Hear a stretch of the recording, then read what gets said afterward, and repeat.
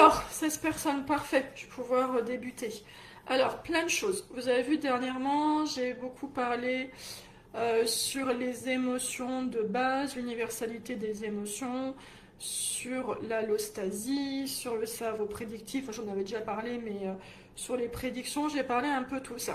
Alors, de ce que je comprends de mes lectures, alors c'est vraiment un changement de paradigme puisque jusqu'à présent on voyait le cerveau, l'organisme comme réactif face aux événements, alors qu'en fait, mais depuis pas mal d'années, depuis 20 ans ou depuis 30 ans, en fait, à partir des années 90, il y a eu une théorie computationnelle, on va dire, sur le cerveau prédictif, l'inférence active, donc il y a beaucoup de recherches dessus pour comprendre d'un point de vue mathématique comment économiser de l'énergie et pouvoir le tester, je ne sais pas s'ils le font via des réseaux de neurones ou pas, et ça fonctionne, ça paraît cohérent, et en fait, bah, ça se passe comme ça aussi, c'est pas que d'un point de vue computationnel, c'est aussi d'un point de vue cérébral. Qu'est-ce que c'est que l'allostasie? Alors, on connaît sûrement l'homéostasie, mais qui cherche à réguler le corps pour avoir un niveau dans une fourchette un peu stable que le cerveau connaît. Et l'allostasie, c'est justement la gestion prédictive du corps. En gros, c'est le cerveau qui devance les besoins énergétiques du corps et qui dit bah là, je vais avoir besoin de ça, je vais avoir besoin de ça, donc j'active ci, j'active ça. Mais c'est valable pour absolument tout. Pour ne serait-ce que l'hypoglycémie, on ressent quelque chose avant d'être au plus bas, en fait. Pour les pics d'hyper, pour la soif, oui, la soif. Quand on a soif, c'est avant que que le corps soit dans un état catastrophique. Euh, il y a au niveau métabolique, il y a des choses, il y a des signaux, ou des signaux conscients ou pas conscients, hein, d'accord, la soif c'est conscient, mais il y a des choses qui se mettent en place avant que le corps en ait réellement besoin. Donc ça de manière, de manière inconsciente, le corps, via l'allostasie, gère ça, mais aussi de manière un peu plus macro, ça c'est sur la régulation, la gestion prédictive de ce que le corps va avoir besoin. Il y a, quand il y a un événement dans la vie, quand il y a quelque chose, bon, en ce moment, j'écoutais les infos là juste avant, avec la guerre au Moyen-Orient qui s'étend. J'imagine que quand on est dans ce genre de position, on entend un boom, euh, notre cœur s'accélère, ou parfois il peut ralentir puis s'accélérer. On peut avoir beaucoup de ressentis. En fait, c'est pour préparer notre corps à fuir, à combattre, à quoi que ce soit. Donc, ce que fait notre cerveau et qu'on appelle ça émotion, finalement, c'est une allostasie, donc un changement rapide dans le corps, et qu'on va identifier derrière comme étant une émotion, en fait.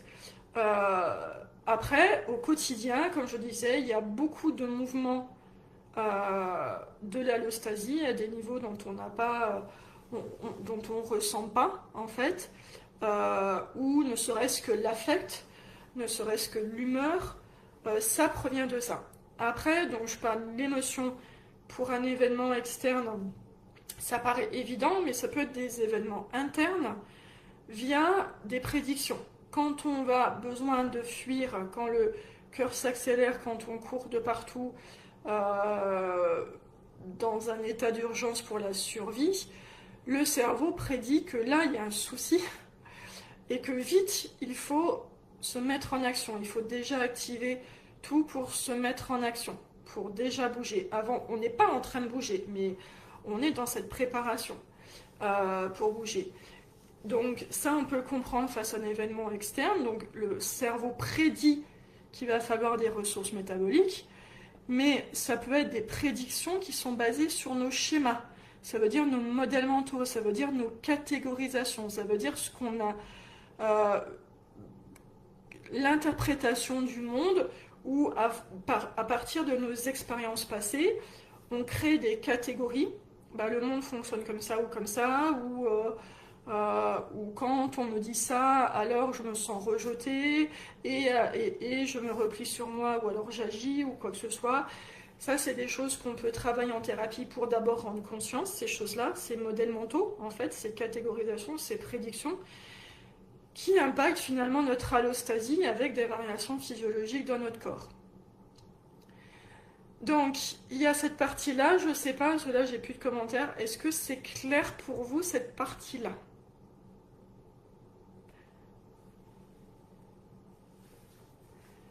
J'attends que ça arrive parce que ça remet en cause beaucoup de choses sur les émotions, sur l'universalité des émotions notamment. Euh, je dérive sur l'universalité des émotions. Jusqu'à présent, il y avait Darwin qui avait proposé que les émotions étaient universelles en disant bah voilà, tel muscle, etc., il se lève, et puis qui proposait euh, une fonction adaptative de l'émotion dans la communication à l'autre. Euh, Merci, j'ai oublié le prénom, Sophie. Merci Sophie, merci Corinne. Euh, donc Darwin proposait ça, une fonction adaptative de l'émotion dans l'aspect communication, et puis en regroupant aussi avec plusieurs espèces. Et puis il y a ensuite Ekman qui est arrivé en essayant de voir si les émotions étaient... si les émotions... Alors, du coup, je ne regarde pas tout le temps la caméra parce que je regarde vos commentaires là. Si les émotions étaient universelles. Pour ça, donc ça c'est l'histoire, et c'est moi ce que j'avais appris aussi en psychologie, il est allé voir différentes tribus, avec des photos assez figées, oui, des photos assez figées, mais assez... la peur, c'est... Oh, comme ça, voilà. Donc assez exagéré, des émotions, avec des questions fermées, en disant... euh, oui, c'est ça, Pascal. En disant est-ce que c'est de la colère, est-ce que c'est de la peur, est-ce que c'est ci, est-ce que c'est ça. Donc avec des questions fermées, avec déjà une façon de catégoriser l'émotion qui est, oui, Paul Ekman, mais Philippe, vous allez voir, une façon de catégoriser l'émotion qui est occidentale, peur, etc., etc. Et donc, dans des tribus éloignées de chasseurs-cueilleurs, bah, déjà les photos, c'est bof. Et puis déjà avoir un choix fermé, pardon, qu'il fallait choisir, bah, c'était un peu délicat. Et donc, paraît-il aussi, parce que ce que ne dit pas l'histoire, c'est que les ont, comme ça, avaient du mal, ils les ont un peu coachés à répondre ci ou à répondre ça. Donc finalement, après, il revient en disant, bah, ah oui, tout le monde trouve que la colère, c'est la colère, que l'expression de colère, c'est la colère. Donc ça prouve que les émotions sont universelles. Ou en tout cas, l'étiquette donnée sur les émotions sont universelles. Parce qu'on ressent tous des émotions, parce qu'on a tous une allostasie, parce qu'il est là pour la loi de survie. Et je dis ça par rapport à cette discussion que j'ai eue aujourd'hui sur le post qui parle de la tribu des Azda. Où la question était est-ce que les émotions sont universelles? Évidemment, on ressent des choses, évidemment, c'est notre allostasie qui met en action, mais après, c'est comment est-ce qu'on va ressentir ça, quelle est l'expérience subjective qu'on va avoir de ces manifestations physiologiques. Est-ce qu'on va mettre une étiquette? Est-ce qu'on va interpréter ci? Est-ce qu'on va faire ça? Et donc, du coup, l'hypothèse ethnocentrée WERD pour, je ne sais pas si c'est les pays occidentaux, mais cultivés, riches, etc. Donc, nous, on catégorise dans 6-7 émotions parfois, alors que les tribus font pas ça. Quand il y a un choix forcé qui sont coachés, bah ouais, ils finissent par répondre, mais ça ne veut pas dire qu'ils ont la même expérience que nous. Et donc il y a des recherches plus en anthropologie qui disent, bah, plutôt que de donner des choix fermés avec notre propre grille de lecture, on va proposer des questions ouvertes où les personnes nous racontent ce qu'elles vivent comme émotion, qu'est-ce qui apparaît comme important pour vous quand on dit quelle émotion était la plus forte pour vous. Et donc là, sur les Asdas, en tout cas, ils racontent plus des émotions en lien avec le corps qui sont complètement situées dans le temps et au niveau corporel aussi, qui sont complètement situées et après ça part. Alors que quand on demande à des Occidentaux, en tout cas là dans l'étude c'était des Américains de Caroline du Nord, je crois, du Sud, voilà, et bah eux, ils parlent plutôt de, oh bah il m'a regardé de travers et de la rumination et de ce qu'ils vont ressentir après. Donc c'est plus individuel, c'est plus basé sur l'ego, alors que d'autres tribus, quand ils parlent des émotions, c'est plus social, c'est plus le groupe, c'est plus situé dans la survie, enfin voilà vraiment, ou la chasse ou quelque chose comme ça. Et c'est pas comme nous on peut le faire. Donc cette idée que les émotions, en tout cas l'expérience subjective des émotions n'est pas universelle et que c'est nous, dans notre culture, qui mettons telle étiquette ou telle étiquette. Après, j'avais proposé une autre recherche qui disait que nous on met étiquette peur qui est assez grossière, que la recherche donnait en tout cas plus de euh, sur certaines situations qui sont censées faire de la peur. Je vais répondre à vos commentaires après, hein. Je termine mon raisonnement. Donc des situations qui sont censées faire peur, donc les araignées, la hauteur, le vide en fait, et puis c'était quoi l'autre? Une situation sociale tendue. Et donc c'était en réalité virtuelle pour être le plus écologique possible. Alors bien sûr, ce n'est pas une situation en vrai, mais en tout cas c'était en réalité virtuelle. Et là, finalement, on voyait des patterns complètement différents de ce qui a été identifié en premier lieu dans des vieilles recherches comme étant des circuits qui étaient innés et des circuits qui étaient stables. C'est-à-dire, bah, c'est tel et tel circuit qui fait la peur, c'est tel et tel circuit qui fait je sais pas quoi. Alors là, c'était la peur, mais on voyait même des patterns différents par rapport à ces trois situations. Et puis aussi, il y avait une gradation dans les situations. Par exemple, les araignées, c'était en photo, et puis après, on voyait l'araignée bouger. La peur des hauteurs, c'était une rando sur une montagne, et puis après, traverser un pont suspendu. Rien d'y penser, je suis comme ça, moi en tout cas. Sur les situations sociales, c'est des situations sociales de plus en plus tendues. Et on n'observait pas, en tout cas ici en réalité virtuelle, d'accélération cardiaque. Ça ne veut pas dire que quand on a peur dans ces situations-là en vrai, ça ne fait pas une accélération cardiaque, mais en tout cas il pourrait y avoir même une décélération cardiaque. Et des patterns complètement différents. Donc finalement on ne peut pas dire qu'il y a des émotions innées avec un circuit qui est propre, puisque vraiment le cerveau il fait un jugement sur ce dont là on a besoin. Voilà pour ça. Alors je vais reprendre, je termine mon raisonnement jusqu'à présent, je vais reprendre ce que vous disiez, Paul Ekman. Nos émotions sont-elles pas plutôt uniques en fonction de ce qui se passe? Oui. Océane, c'est Nathalie, je crois. Oui, c'est ça, et ça dépend de chaque personne. Et ça dépend, là c'est en réalité virtuelle versus quand c'est en vrai. Peut-être que du coup, la différence entre l'accélération cardiaque quand c'est en vrai et puis la décélération cardiaque quand c'est en réalité virtuelle, peut-être que le cerveau il se dit oui, c'est bon, je suis pas leurré. Mais en même temps, la réalité virtuelle est là pour être la plus écologique parce que bah, c'est difficile de mettre des IRM en vraie situation. L'IRM, c'est pas trop portable. Pascal, est-ce que l'émotion peut être exprimée différemment en fonction de la culture? Tout à fait. Ça a été le cas pour les Asda, mais aussi il y a un champ de recherche dessus. Il y a Badja, B-A-T-J-A, le prénom Mesquito, c'est une flamande qui travaille beaucoup sur l'aspect culturel des émotions, qui a écrit un livre qui s'appelle Between Us, How Emotion, How Culture Creates Emotion, un truc comme du style, et qui montre bien ça.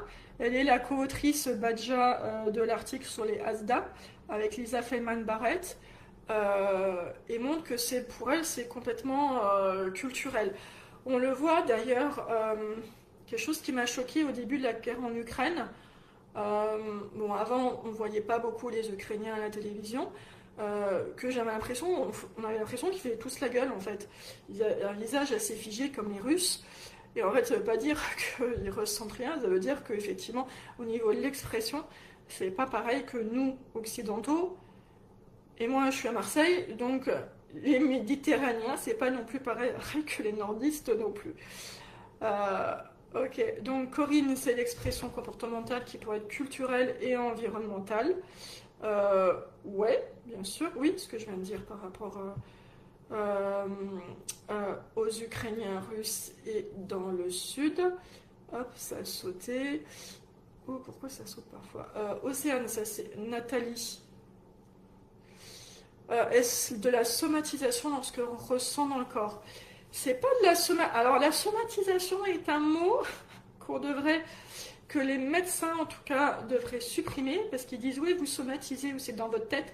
Évidemment ça ne peut pas être ailleurs. Enfin, alors soit on a une lésion quelque part, on a une douleur, on a une lésion tissulaire ou on a quelque chose. Par exemple, il y a aussi des règles douloureuses et des contractions très fortes, etc. Mais l'allostasie, c'est finalement de la somatisation. C'est le cerveau qui est le chef d'orchestre du corps et des besoins énergétiques du corps. Donc le stress peut provoquer... Le stress, alors il faudrait définir le stress, je ne veux pas rentrer dedans. Mais du stress, de la peur, de la tension, le cerveau va, via l'allostasie, dire au corps, il y a besoin de ci, il y a besoin de ça, etc. Et quand des molécules de stress, je suis très approximative là, restent dans le corps sans être, comment dire, métabolisées par l'action, parce que c'est pas l'événement qui crée le problème. Par exemple, si on est bombardé, pour reprendre l'actualité, et qu'on arrive à s'en sortir, à courir, tout le stress et l'adrénaline, etc., sont métabolisés pour utiliser le corps, par les muscles, etc. Donc du coup, ça va pas ressortir sous forme ah mince, sur la peau là quand ça gratte, etc. Je sais pas, j'ai le mot herpès en tête, peut-être que j'ai vu un reportage matin ou quelque chose qui disait ça dessus, mais voilà, quand on se gratte ou autre chose. Mais évidemment que ce qu'on appelle somatisation, oui, c'est notre cerveau qui essaye de gérer, de gérer ce dont le corps va avoir besoin en prévention. Et l'orage, Nelly, vous voulez dire la peur de l'orage? Je ne sais pas si c'est ça, mais on peut avoir peur de l'orage. Stan, a-t-on comparé le ressenti émotionnel des Américains riches de Californie et celui des Américains très pauvres de Kentucky? Ça ne me dit rien. En revanche, Lisa Feldman-Barrett parle de granularité émotionnelle, c'est-à-dire plus on a des concepts émotionnels qui sont fins, mais je pense que c'est aussi ça pour l'intelligence, pour les connaissances, plus c'est fin, en tout cas sur les émotions, et pas grossier. Par exemple, il y a plein de personnes qui disent je me sens mal ou je me sens bien, et pas je suis frustrée parce que si, parce que ça. Donc il y a une question d'intelligence, il y a une question culture, il y a une question socio-économique dedans. Donc peut-être que ceux du Kentucky très pauvres pourraient avoir une granularité émotionnelle plus grossière et du coup avoir plus de difficultés. Même à ma connaissance, j'ai pas vu d'article dessus. Nelly, il y a un trauma comme moi. Le trauma, c'est une prédiction du cerveau qui a eu peur à un moment donné, qui s'est senti dans une impuissance et qui se croit toujours en danger. C'est partie des publications que j'ai fait récemment sur le trauma, sur le fait que tout pourrait rentrer dans le schéma de prédiction. Le cerveau n'a pas mis à jour le fait qu'on ne soit plus en danger. Donc il réagit comme si tout le temps le danger était là. Et donc il va activer via l'allostasie une activation physiologique pour faire face à un danger qui n'est plus là. Urticaire, merci Philippe. Ouais. Chercher, je sais pas, mais j'ai entendu un médecin parler de l'herpès et j'avais pas à switcher. Pas de souci Nathalie pour la réponse sur la somatisation. La dépression est-elle universelle? C'est une bonne question. Alors, la dépression serait justement, l'hypothèse via l'allostasie serait que le cerveau pense qu'il n'a pas assez de ressources pour faire face au monde, alors qu'il a concrètement les ressources. C'est du glucose, c'est du sel, c'est des minéraux, c'est tout ça en fait dont le corps a besoin pour métaboliser des choses, pour nourrir les cellules. Donc la dépression, selon cette approche, serait le fait que le cerveau croit qu'il n'a pas assez de ressources métaboliques pour faire face au monde et du coup s'enfermerait. Et selon Zita Feynman, elle pense, c'est une hypothèse de sa part, que les antidépresseurs permettraient, en restant la sérotonine dans la synapse plutôt que d'être capturée, permettant d'utiliser le métabolisme et que le cerveau se mette à jour en disant bah, finalement j'ai des ressources. Voilà, est-ce qu'elle est universelle ou pas? C'est une autre question sur savoir si les troubles sont universels. Il y a des troubles qui sont typiquement occidentaux. Il y a des troubles qu'on trouve plus dans certains endroits du monde et d'autres, mais sur la dépression, je ne pourrais pas dire. À voir aussi. Là, j'ai lu dans une recherche, une thèse dont j'ai fait part là, dans l'analyse de la littérature, qui est allé voir le Robert et le Larousse sur les définitions d'émotions qui étaient basées sur les pulsions.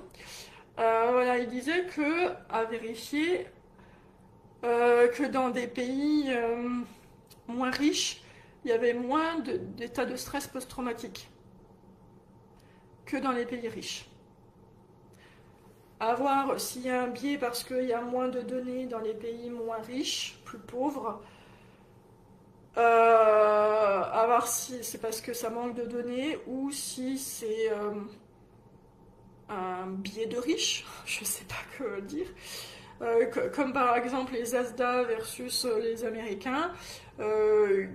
Quand on est dans un certain confort, quand on n'a pas à se préoccuper de la survie, ce qu'on va manger, là, peut-être que ça laisse de la place à autre chose en fait. Voilà. Hop. J'en suis où? Est-ce que parler de ces problématiques ou autres réduisent l'allostasie? En fait, quand on parle de ces problèmes, il y a un aspect où ça fait du bien, parce qu'on n'est plus en train de ruminer, donc on décharge aussi au niveau de la mémoire de travail, et puis aussi, une des parties du psychologue, c'est de valider l'émotion de l'autre, parce que quand on n'est pas bien, on rumine, on a l'impression d'être un peu seul au monde, on a l'impression d'avoir tout faux, ou quelque chose comme ça, ou quand on nous reproche des choses, et le fait d'en parler à quelqu'un qui nous valide, et ben ça fait énormément de bien. Donc dans énormément de bien, ça soulage l'allostasie parce que il n'y a plus ce truc constant, on a l'impression de devoir se battre. Un peu c'est faut que je fasse ça, personne ne me croit, etc.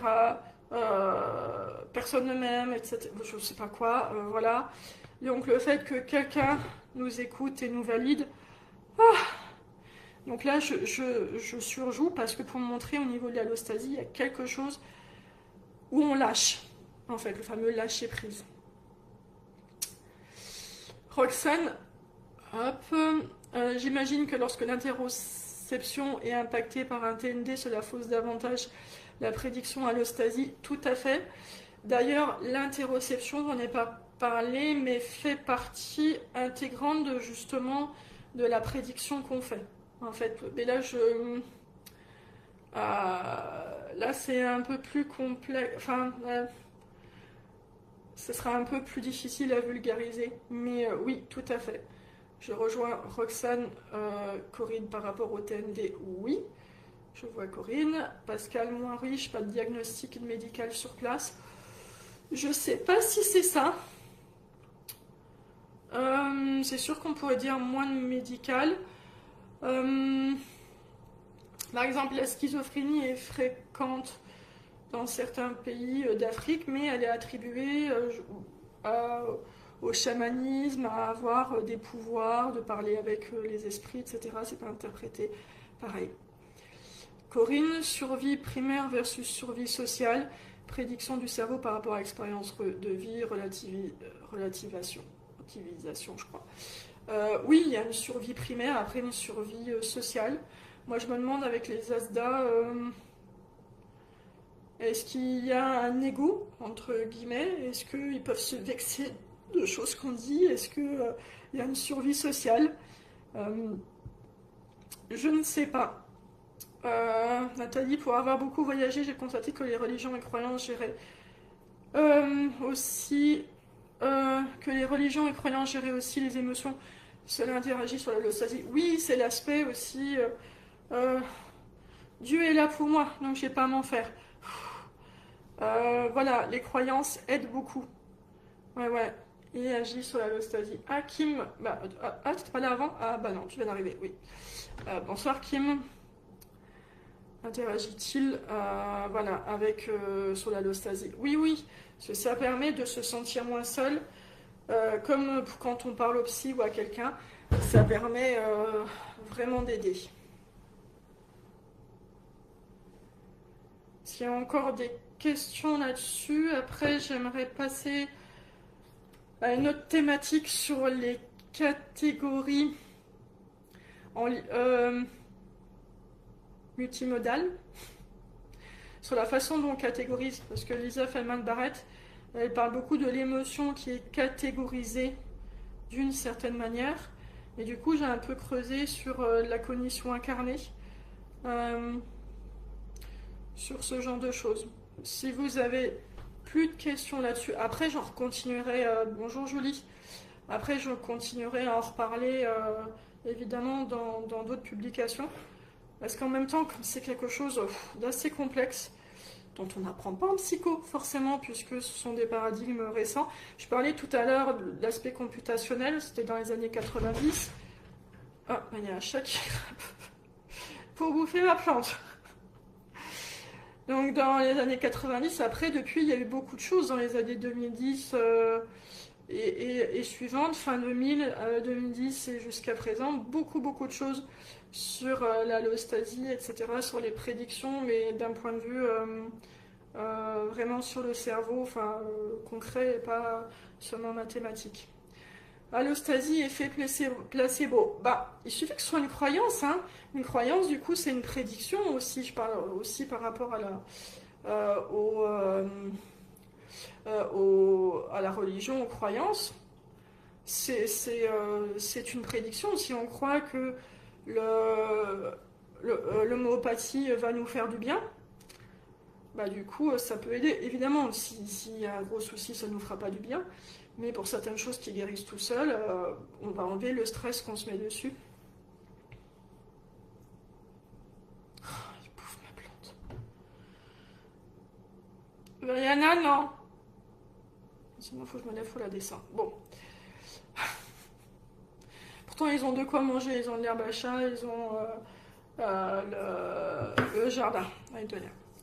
Est-ce qu'il y a d'autres questions sur la partie émotionnelle, la partie allostasie? Est-ce que c'est clair? Comme je disais, je ferai d'autres publications parce que c'est tellement un truc complexe. Et puis il y a des publications un peu dans tous les sens, donc essayer de faire un truc unifié, c'est un peu difficile. Kim, si on parle de croyances liées avec les schémas de Jung ou théories de l'attachement de Bowlby, alors les schémas de Jung, moi je les utilise lors du premier rendez-vous avec l'anamnèse pour faire un débrief où on est la personne par rapport à ses croyances sur elle, abnégation ou pas, peur de l'attachement ou peur de l'abandon ou des choses comme ça. Donc c'est une façon de catégoriser des schémas en fait, et c'est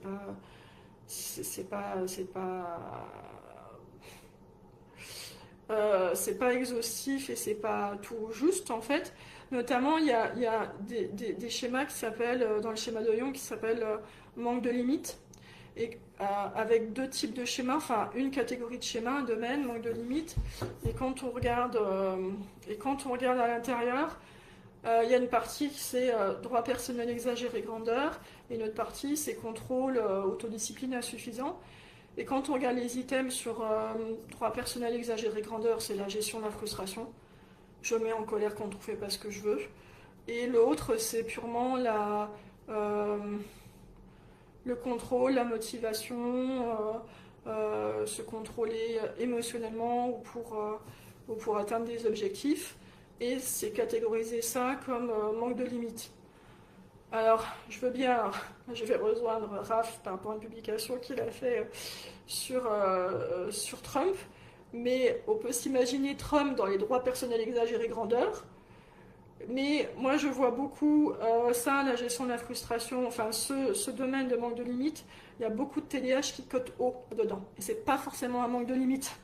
C'est pas forcément des droits personnels exagérés avec une grandeur. Ça peut être pour Trump, parce qu'il y a peut-être un TDAH. Mais il y a aussi des prédictions, effectivement, derrière, où il se croit le meilleur, ou en tout cas, il le dit tout le temps. Voilà pour ça. Et la théorie de l'attachement de Bowlby, je suis un peu moins partagée sur cette théorie d'attachement. Je sais pas, j'ai pas de choses définitives là-dessus. Il y a de la prédiction, il y a quelque chose en lien avec nos expériences passées, mais il y a aussi quelque chose en lien avec notre allostasie, parce qu'on a tous une allostasie qui est propre, un ressenti des émotions, en tout cas, ou de l'affect ou de l'humeur qui est propre, basé sur la génétique en fait. On a un certain truc, chaque personne vit les choses complètement différemment.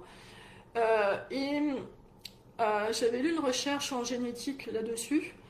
C'est assez flou, il peut y avoir des choses qui ressortent, mais pas sur d'autres études. Ça, c'est la génétique comportementale aussi. Mais j'étais tombée sur une étude qui disait que, à la rigueur, les personnes qui étaient évitantes au niveau de l'attachement étaient aussi évitantes de manière générale dans la vie. Par exemple, quand ils étaient anxieux sur quelque chose, ils préféraient éviter l'évitement. Éviter l'évitement. Ah, c'est joli. Éviter l'événement. L'événement. Donc il y a des personnes qui ont cette tendance-là, peut-être parce que leurs émotions sont trop fortes ou j'en sais rien, voilà. Mais il doit y avoir quelque chose dans l'attachement qui est aussi sur le ressenti qu'on peut avoir. L'allostasie crée-t-il la rumination Ce serait plutôt l'inverse. Après, Lisa Feldman-Barrett, elle pourrait le dire oui, aussi, puisque c'est en interaction, hein, d'abord c'est un chef d'orchestre, mais aussi le chef d'orchestre, il agit selon comment les instrumentistes jouent, en fait, voilà. Donc il y a des choses comme ça. Par exemple, quand on prend, oui, c'est une bonne question, par exemple, quand on prend des traitements médicamenteux, psychiatriques, en fait, par exemple, il y a certains antidépresseurs qui aident pour les troubles anxieux généralisés, pour les ruminations, pour les choses. À partir du moment où les pensées, ou les prédictions, ou les choses sont un peu plus calmées, l'allostasie se calme. Puis ça calme aussi l'allostasie, en fait. Donc il y a un truc dans les deux sens.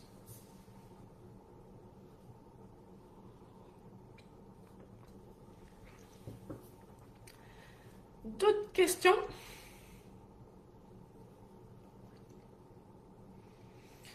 J'avais parlé de quoi? Je peux passer comme il y a peut-être un petit temps à partir du moment où vous mettez des commentaires. Je passe à la deuxième partie dont je voulais vous parler, mais qui aura un truc avec l'allostasie aussi. Allez, j'y vais. Quand on... qui dit encore quand tu parles d'allostasie, c'est le même terme que pour la médecine métabolique. Alors, faudrait que tu reprennes le début, Kim. L'allostasie, c'est la prédiction des besoins métaboliques du corps. Voilà, et c'est ce qui fait qu'on survit, parce qu'il vaut mieux prévoir que guérir en quelque sorte, que de réagir pour des questions de survie. Donc ça a été mis en place par l'évolution, mais voilà, c'est ça l'allostasie. Et j'ai fait toute une démonstration de 30 et quelques minutes pour ça. Tu pourras revoir le tout. Pascal, éviter pour ne pas perdre le contrôle dans un état de trauma en connaissance de son passé ou de son histoire. Tout ça, c'est un narratif en fait. J'évite pour ne pas perdre le contrôle, etc. Voilà, donc bon. Et amène une prédiction. Sébastien, salut, t'arrives tard. Oui, bah, de toute façon, il sera disponible sur Facebook. Normalement, je crois que c'est disponible un mois, je crois. Je vais essayer de le mettre sur YouTube aussi. Donc oui, Kim. Voilà, Sébastien, je suis contente que tu sois là. Donc tu pourras reprendre ce que j'ai dit jusqu'à présent.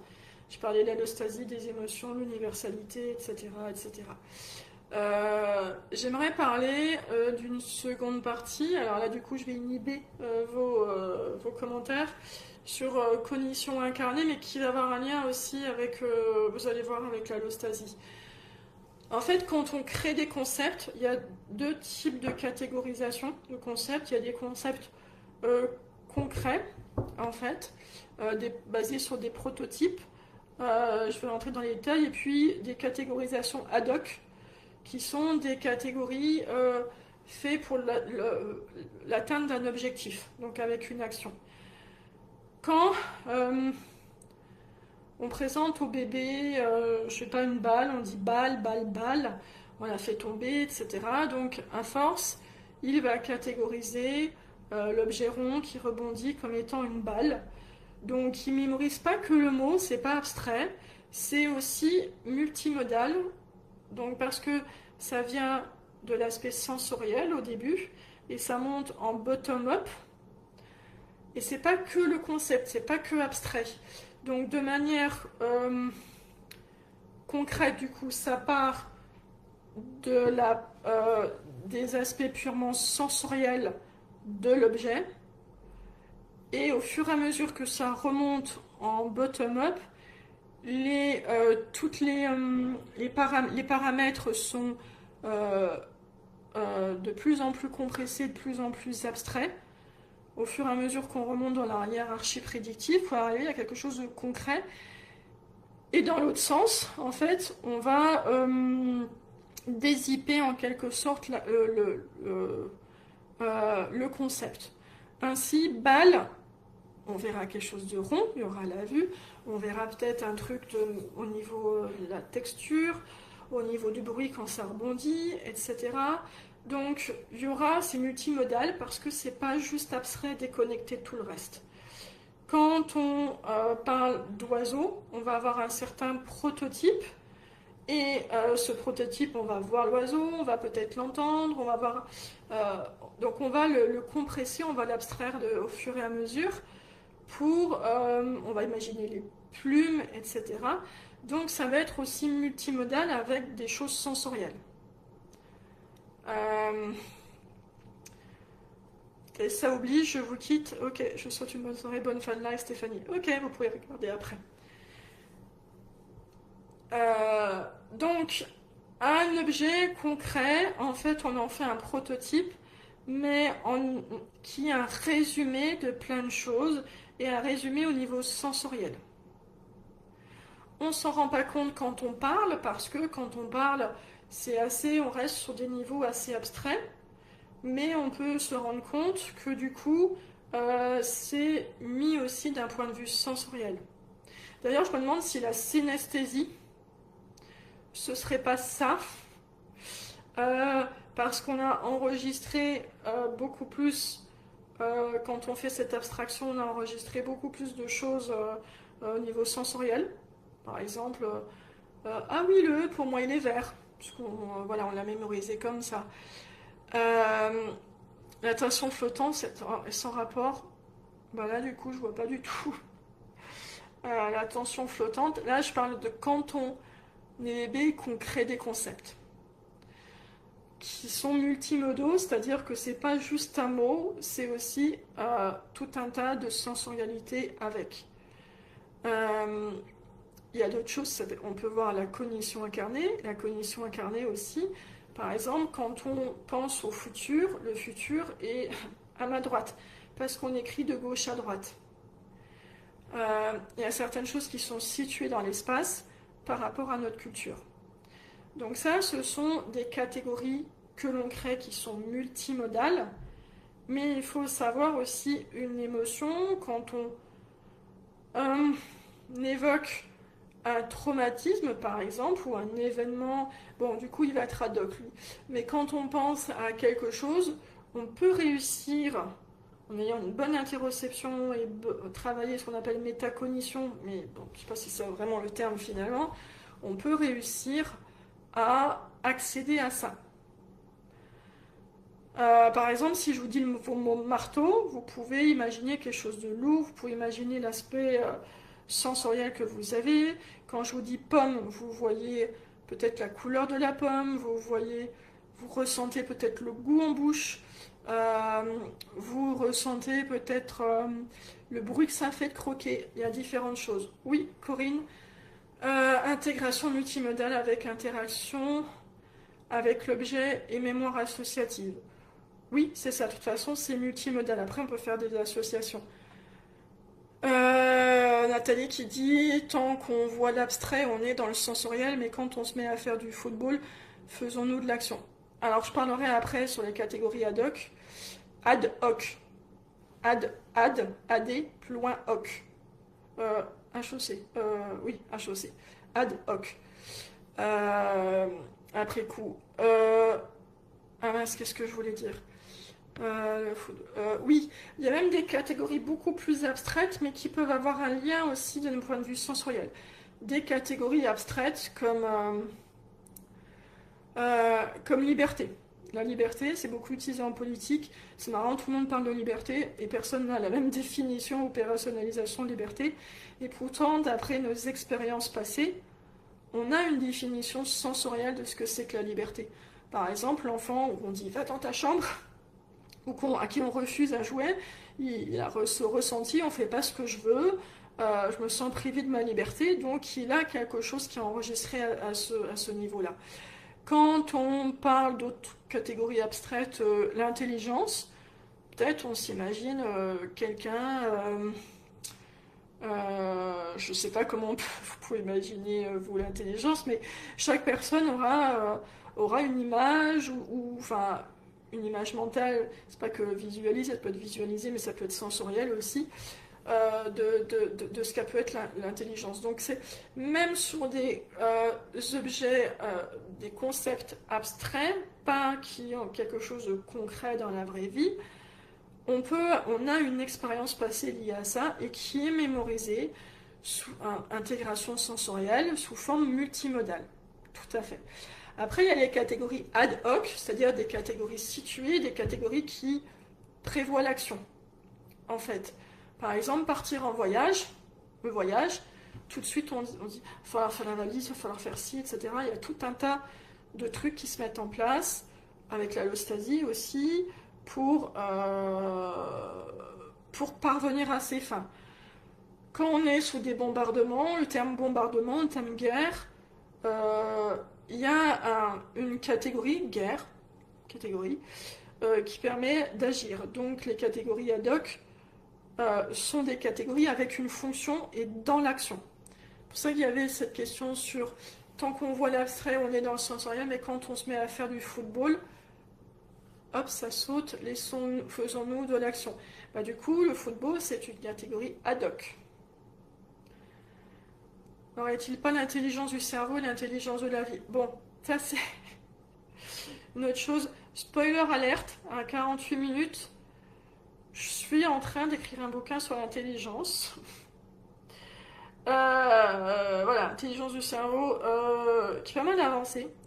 J'ai fini aujourd'hui un plan bien détaillé, enfin chaque chapitre avec entre 2 et 5 pages. Après, il faut que j'étaille, il faut que je reprenne tout, mais je voulais tout voir, la fluidité. Et je suis en train de reprendre et ça va être top.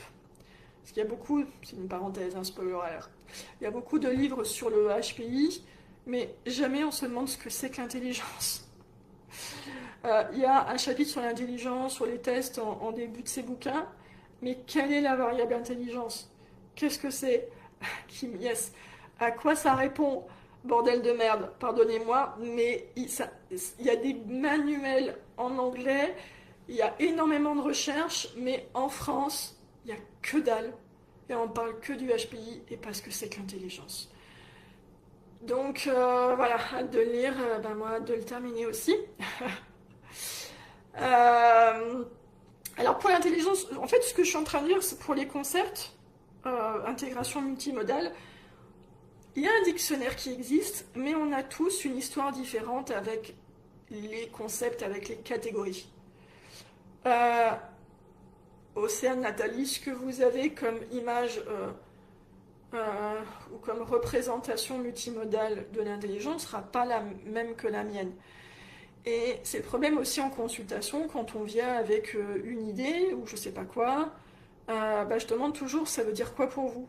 Qu'est-ce que vous entendez par là? Parce que ça dépend de comment la personne a vécu ce concept, en fait. Donc, voilà, c'est ça. Alors, Corinne, la subjectivité créée sur base génétique, culturelle. Génétique, oui, virgule, je crois que tu voulais dire virgule, culturelle et expérience de vie depuis la mémoire associative. C'est ça, mais la mémoire associative, c'est ça, c'est dont je parle aussi. Après, on associe d'autres choses entre elles. Hein. Je lis autre, hâte de lire aussi. Nathalie, top oui. Il n'y a pas de livre en français. Alors, c'est quoi le smiley, c'est ça? Bah, non, je suis désolée. Enfin, Kim, si tu parles, Kim, de psychologie du haut potentiel, c'est sur le potentiel et après une certaine idéologie du haut potentiel, dont j'en parle dans le dernier chapitre du livre, parce qu'il y a l'idéologie du vilain petit canard, où l'intelligence, c'est malheureux, et il y a l'idéologie de la performance, où il faut réaliser son potentiel, où Gauvry le dit lui-même plein de fois, et quand il définit au potentiel dans le bouquin Psychologie du potentiel, il définit comme ça par rapport à une réalisation. Il dit c'est quelqu'un qui a le potentiel de faire de grandes réalisations. Ça met pas mal de pression, alors que quand on regarde les manuels et quand on comprend ce que c'est que l'intelligence d'un point de vue de l'évolution, ça sert à naviguer dans la vie, à gérer son quotidien, répondre aux problèmes, et pas forcément à être prix Nobel, quoi. Donc ça, c'est une idéologie. Donc Kim, non, il n'y a pas de livre en français qui reprend ça. Il y a des livres sur le HPI, des livres qui parlent dans des idéologies ou plein de choses, mais il n'y a pas de livre en français qui reprenne toutes les données que je lis moi dans les manuels ou dans d'autres articles. L'intelligence, c'est l'art de trouver des solutions là où les autres n'en voient pas. Alors après, de manière multimodèle, qu'est-ce que c'est? Qu'est-ce que ça représente pour vous, Pascal, ça? Sébastien, c'est intéressant, je vois bien le lien avec les modèles de praxis, avec le raisonnement classique et la pragmatique de l'utilisation des objets. Ok, ouais, oui, pas mal, ouais. Je parle du livre sur l'intelligence qui n'existe pas en français. Oui, alors je sais pas si tu parlais, enfin quand on fait ce smiley là, si tu disais qu'il en existait, parce qu'il y en a qui sont censés exister en tout cas sur le HPI, mais pas sur l'intelligence, sur comprendre l'intelligence, ce que c'est. Multipotentiel en fait, on est reparti sur l'intelligence. Multipotentiel, c'est en fait le facteur G, c'est l'intelligence en fait. Le facteur G, c'est une capacité globale à gérer le quotidien. Donc il n'y a pas un potentiel isolé en fait, c'est un facteur général qui permet d'adapter un peu partout, quoi. Xavier qui intervient, le HPI c'est quelqu'un qui, déjà c'est faux. Alors, je sais pas c'est par rapport à quoi, j'ai dit peut-être quelque chose comme ça, mais là comme ça arrive un peu plus tard, je sais pas. Multipotentiel, côté business, oui, après il y a un côté business. Voilà, donc c'était un spoiler alerte et je veux pas m'étendre dessus, je vous annoncerai un peu plus tard. Mais voilà, sur les catégories, donc qu'est-ce que ça inclut finalement? Qu'est-ce que ça signifie? Qu'est-ce que ça implique? Plutôt implique, c'est que si c'est intégration multimodale sensorielle, ça veut dire que ça peut impliquer l'allostasie. Ça veut dire que parfois, quand on utilise un mot, quand on voit un objet, ça peut impliquer l'allostasie plus ou moins, selon qu'est-ce qu'on a mémorisé soi-même. Ça implique aussi que c'est utilisable en thérapie pour aider. Par exemple, c'est utilisé en hypnose, c'est utilisé en rescénarisation par imagerie, c'est utilisé là-dedans quand on propose des choses. Ça va utiliser en fait les concepts qu'on a enregistrés qui sont multimodaux. Ça va agir, ça va dézipper en fait l'abstraction pour aller sur l'aspect sensoriel et agir sur l'allostasie. Ça me fait penser aussi, on parlait tout à l'heure au début de Méta de choc, j'ai vu qu'Elisabeth Fetty avait un peu fait des publications sur la méditation, sur le fait qu'elle soit laïque ou pas, en présentant le psychiatre. Ah, j'ai le nom sur le bout de la langue. Le fameux psychiatre qui utilise la méditation. Christophe André, voilà, Christophe André, en disant, vous voyez que c'est pas laïque.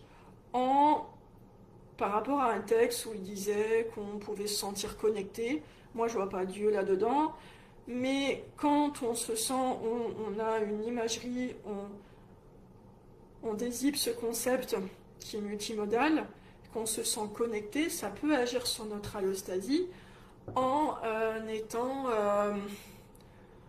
en apaisant, comme on disait tout à l'heure, le fait de parler, le fait d'avoir des croyances, etc. Ça permet d'agir et de calmer notre allostasie. Donc, moi, je vois pas de souci avec ça. Là où je vois des soucis, c'est quand on va manipuler derrière, c'est quand on va restreindre certaines choses, mais évidemment qu'on va utiliser cet aspect-là des catégorisations des concepts multimodaux pour travailler en thérapie, parce que l'objectif de travailler en thérapie, quand on veut déconstruire des schémas, quand on veut changer la prédiction qui est à la base, qui va agir sur notre allostasie, c'est montrer à notre cerveau, quand on parlait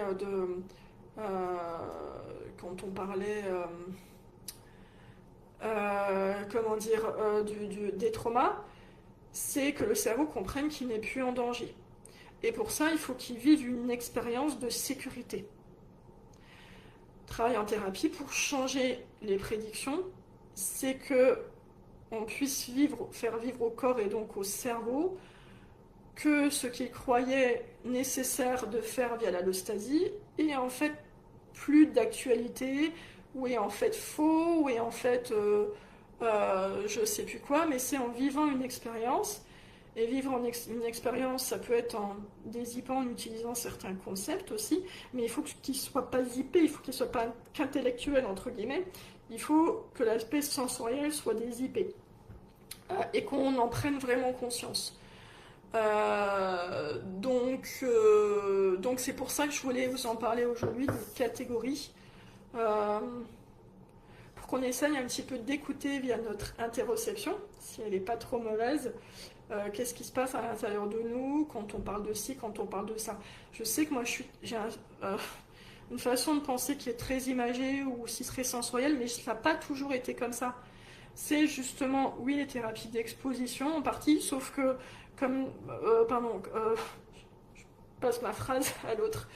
Comme je disais tout à l'heure sur la peur des araignées, la peur des hauteurs ou la peur dans les situations sociales tendues, le fait que ce soit en réalité virtuelle, ne provoque pas les mêmes choses, provoque plutôt une décélération cardiaque, alors qu'en réalité, ça va être une activation cardiaque. Donc c'est là où je posais des questions par rapport à ça. Donc c'est de voir à travers l'interoception. Moi j'ai beaucoup travaillé ça parce que j'ai fait pas mal de méditation il y a une dizaine d'années et j'en fais plus depuis longtemps parce que j'ai bien travaillé mon interoception, j'aimerais bien voir tous les petits changements et ça m'aide vraiment, vraiment, vraiment au quotidien. Donc je me rends compte que chaque concept ou presque, en fait, je pourrais le dézipper, il est multimodal. Donc. Mais après, c'est très, très, très, très fin, il faut pouvoir écouter.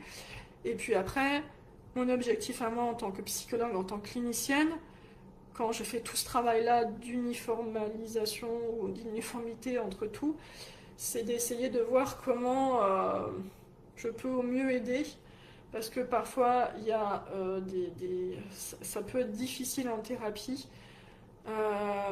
pour trouver la bonne façon au niveau sensoriel de provoquer une expérience différente. Je remonte un peu. L'intelligence, comprendre son environnement, s'y adapter, pas forcément lié au QI.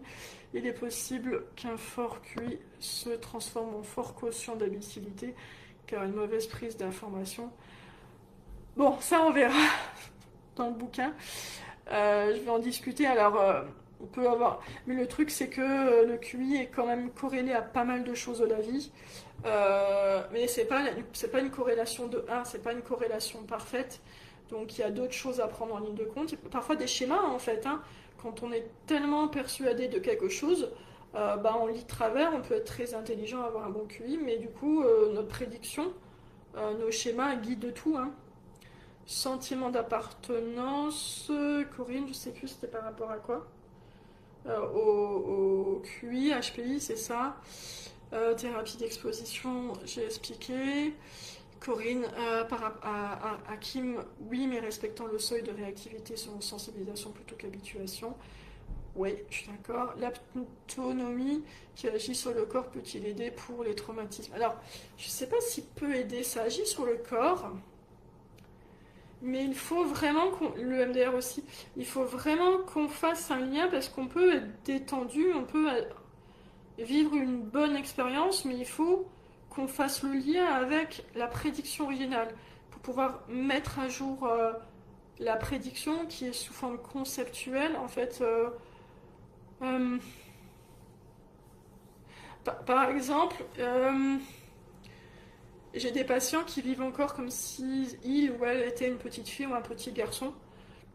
Comme s'il n'était pas un adulte qui était capable, comme s'il devait encore dépendre des autres, de quelqu'un qui allait les disputer ou quoi que ce soit. Une des façons, c'est de leur faire prendre conscience qu'ils sont des adultes. Donc, ah bonjour Louis, merci, oui j'ai vu que tu avais liké, pas mal. Alors, attends, je termine.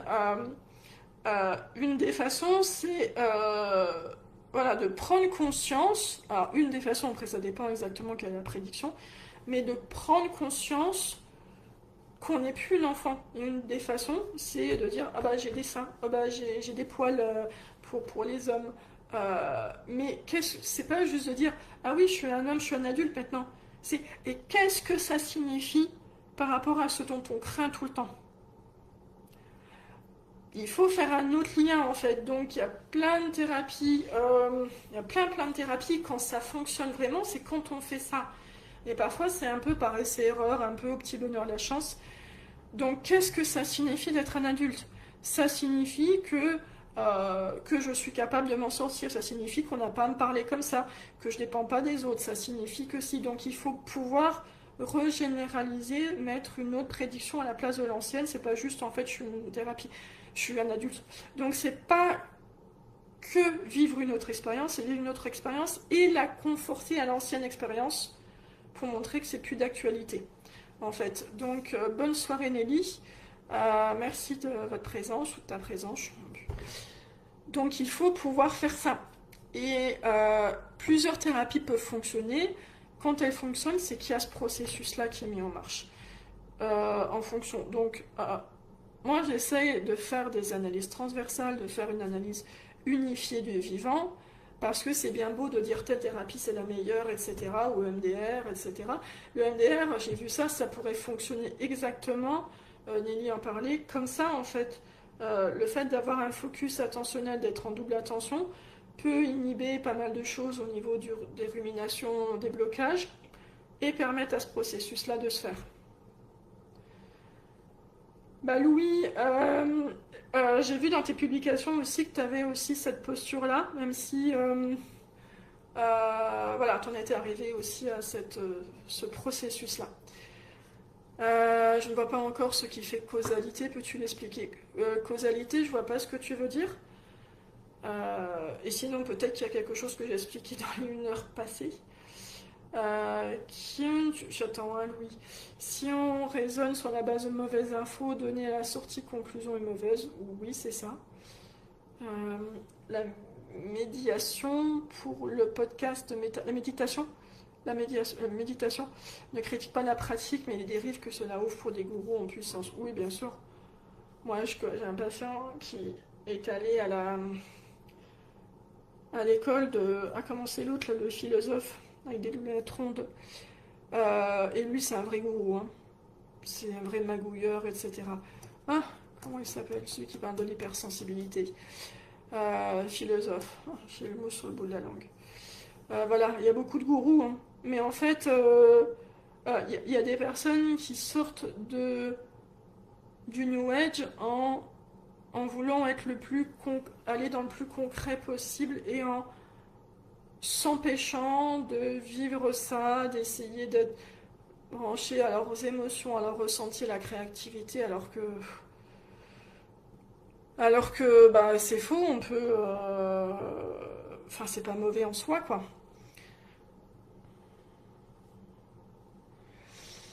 Donc, il y avait ça, Pascal, pas que la médiation. Elle remet aussi en cause les effets supposés de la méditation, anxiété, stress. Bah oui, mais on peut, c'est comme plein de thérapies, hein, par exemple, on dit les TCC ont un protocole, etc. Bah oui, mais les TCC ne s'attaquent pas à la prédiction exacte, à, à vos expériences de vie, qui est très unique en fait. Il y a quelques jours sur LinkedIn, une personne était étonnée que je parle de thérapie de cohérence, mais c'est une façon d'arriver à ce processus de changement de prédiction. Parce qu'il trouvait que c'était pas assez orienté protocole et surtout vérification. Mais on connaît le processus par le biais de la science. J'ai fait une publication cet après-midi disant que oui, Fabrice Midal, c'est ça. Pascal, je parlais tout à l'heure du philosophe qui est un vrai gourou aussi, un vrai manipulateur, etc. Et profiteur. Bah, c'est pas le gourou, tout ça. Ah, j'ai perdu ce que je disais. Euh... Ah, il y a beaucoup de personnes. Parfois, je me dis, ah oui, il faut que je réponde. Et du coup, ah, mais ce que je disais, oui, sur la méditation. En fait, oui, les TCC euh, et la thérapie de cohérence. La science, c'est aussi d'un point de vue de la mécanique, comprendre la mécanique des choses, du fonctionnement humain, du fonctionnement psychologique. Et après, bah, ça peut pas rentrer dans un protocole parce que ça dépend de la structure sémantique exacte, précise et unique de chaque personne. Donc voilà, c'est délicat à ça. Donc on m'avait parlé de ça, je croyais que vous faisiez de l'evidence-based de practice. Bah ouais, mais ça veut pas dire en fait ça. Oui, donc du coup les TCC font ça, mais les TCC c'est plus une atténuation des symptômes et pas forcément un changement de prédiction. Ça peut le faire si la personne est arrivée à ce processus, mais pas forcément. Alors Louis, finalement tu disais quoi? Alors c'était, je ne vois pas encore ce qui fait la causalité, peux-tu expliquer? Une pensée impacte le corps, c'est ça? Euh, Bah ça c'est bien l'allostasie. Je suis désolée Louis, mais je te proposerai de regarder le replay, parce que j'en ai parlé beaucoup avant. Et pour les autres, je ne vais pas non plus répéter. Alors bon, on n'est pas dispo au même moment tout le monde, mais je te proposerai de réécouter parce que j'en ai parlé dans tous les sens. La veste jaune, Fabrice Midal, oui, et les petites lunettes vertes, je crois. Non, les lunettes jaunes. Voilà, mon hypothèse est aussi que le corps influence la pensée. Oui, bien sûr. Quand nous sommes malades, oui, quand on a... voilà, et c'est pour ça aussi, dans la dépression, on parlait de la dépression, que le cerveau pense que il n'y a pas assez de métabolisme. Il a un retour aussi de l'allostasie qui lui dit qu'il n'y a pas assez de métabolisme, alors que c'est faux. Mais oui, ça influence. Quand on est malade, on est hypersensible à tout, entre guillemets, hyper sensible, en deux mots. On prend la mouche rapidement, on pleure rapidement, etc. Parce que de gérer les choses du quotidien, ça nous demande des efforts. Et quand on est malade, on doit se battre contre les microbes, etc. Bah, du coup, notre allostasie, via le système immunitaire, d'accord, parce que c'est ça qui active aussi le système immunitaire, est déjà à fond, quoi. Donc, du coup, voilà, c'est difficile. Tout à fait. C'est dans les deux sens, même si, comme je disais, le cerveau est un chef d'orchestre. Après, il est à l'écoute des instrumentistes.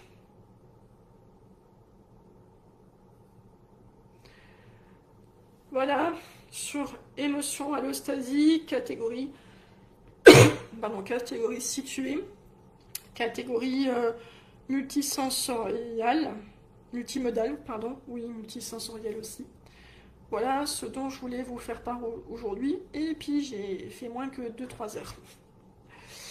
Il suffit de voir le manque de sommeil, tout à fait. Ou n'importe quoi en fait, hein, ou quand on est manque de sommeil, quand on n'a pas mangé, quand on a trop mangé, quand plein de choses, ça dépend. Je dois y aller, merci beaucoup et belle soirée à vous tous. Merci Sébastien de ta présence. Est-ce que c'est ok pour vous? On peut arrêter là? J'ai parlé de beaucoup de choses et après je vais continuer à en parler dans mes publications, hein. Je vais peut-être même me décider. J'ai Instagram mais j'ai jamais rien mis. Peut-être me décider à faire des réels. Ça va être un exercice pour moi. De faire court et haché. C'est ok pour vous, tout le monde? Donc, encore une fois, je continuerai à en parler, mais je voulais déjà faire de vive voix, vous expliquer ça de vive voix. Dans vos lectures sur l'allostasie, sentier catégoriser les besoins humains, genre variante de la pyramide Maslow. Ça, c'est assez culturel quand même. Euh, Justement, par rapport au ASDA, etc., eux, ils sont beaucoup plus sur les besoins. Enfin, l'allostasie, l'objectif, c'est de maintenir en vie, hein, en fait, l'organisme, hein, quel qu'il soit, que ce soit l'espèce humaine ou d'autres animaux non humains, c'est de maintenir en vie. Après, euh, une fois que maintenir en vie est bien, après, il y a peut-être d'autres choses qui se rajoutent, mais la pyramide de Maslow est assez culturelle quand même, hein. Il y a eu plein de choses d'un coup, les besoins primaires priment et bonne soirée. C'est ça, pour plus tard, ok, très explicite, ok. Pascal, oui, ça va, merci pour votre partage, hâte de voir la suite de votre livre, oui. Alex, bonsoir, j'ai pas pu être là à l'heure, le replay sera dispo quand? Bah, normalement, il est dispo automatiquement sur Facebook. Depuis un an, Facebook supprime au bout d'un mois, donc je vais essayer de les télécharger, les mettre sur YouTube, je vais essayer de faire ça. Je déconseille Instagram. Je regarderai. De toute façon, il n'est pas cliquable là, quand je vois la Louis. Euh, J'en sais rien, mais bon, il faut communiquer, il faut faire parler de soi, c'est pour ça quoi. Je regarderai après, Louis, ton lien. Océane qui est Nathalie. Oh non, pas Instagram, je n'y comprends rien. Moi, je suis une vieille, donc j'étais sur Facebook au début, après un peu LinkedIn, après j'ai un peu de mal avec toute la multiplication des réseaux sociaux, mais surtout pas TikTok, non. Voilà, je dois y aller, bonne soirée, tout le monde y va, donc tout le monde, oui c'est l'heure de manger, j'ai mangé moi juste avant. Sur ce, puisque tout le monde y va, je vous souhaite une belle soirée, merci Kim qui dit merci Stéphanie, bonne soirée, je partagerai des choses côté médecine qui semblent aller avec l'allostasie. Ok, avec plaisir. L'allostasie, c'est aussi un concept médical, hein, aussi, hein. Voilà. Bonne soirée à vous tous et toutes. À bientôt. Bye.